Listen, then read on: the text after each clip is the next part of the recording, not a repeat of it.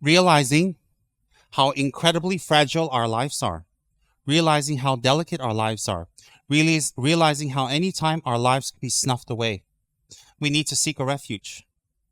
We need to seek a refuge, a place of refuge, an object of refuge that is beyond us. We can't seek refuge in an angry God, in a vengeful God, or in a God that tells us not to respect other people. We cannot take refuge in a God that tells us we cannot accept other religions and other races and other styles and other cultures. We cannot take refuge in such a God.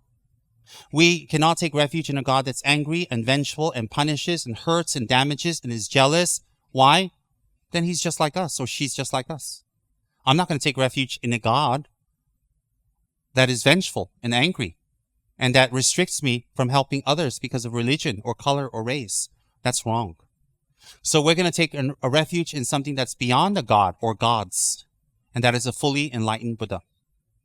A fully enlightened Buddha has no anger, has no jealousy, has no defilements, has zero delusions and projections, and they solely work to benefit others without any expectation or agenda, because they have meditated and removed all causes of defilements.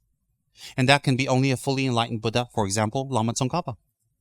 When we take refuge in someone like Lama Tsongkhapa, we are taking refuge on two ways. We are taking refuge in an outer being who inspires us to become like them, Shakyamuni Tsongkhapa.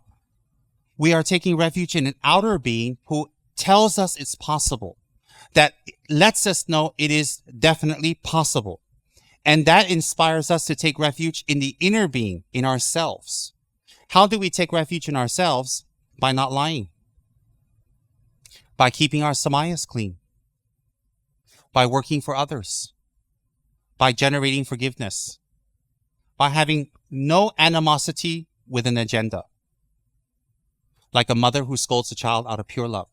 A mother who scolds a child out of pure love is not negative karma, it's pure love. So wrathful means can be employed if we have that kind of motivation.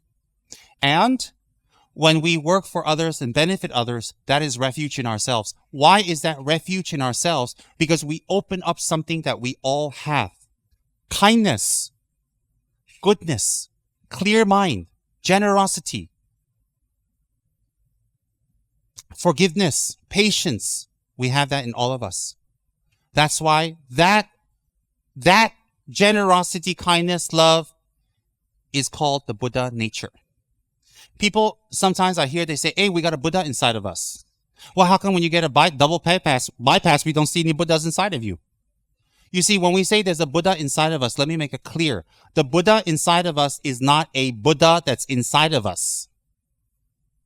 A Buddha inside of us means our mind that's inside of us, our mind, has the potential to become a Buddha.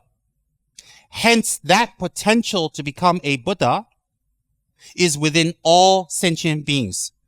Kangsa Tamche. All sentient beings who have consciousness, not feeling and life, consciousness. The ability, the cognitive power to distinguish positive and negative, which plants do not. Feeling positive and negative or reacting to positive and negative is not a sign of consciousness. You can play Mozart near a plant, it'll thrive. You can play, Hell's Bells, AC/DC near a plant, and it just goes like that. It doesn't mean the plant has a consciousness. It just means that energy can affect other energies. Okay? So therefore, when I say consciousness, it means cognitive power. The power of cognition. The power of cognition to discern left, right, and wrong, and the power of cognition to acquire or to delete karma. Okay? So all sentient beings have a consciousness.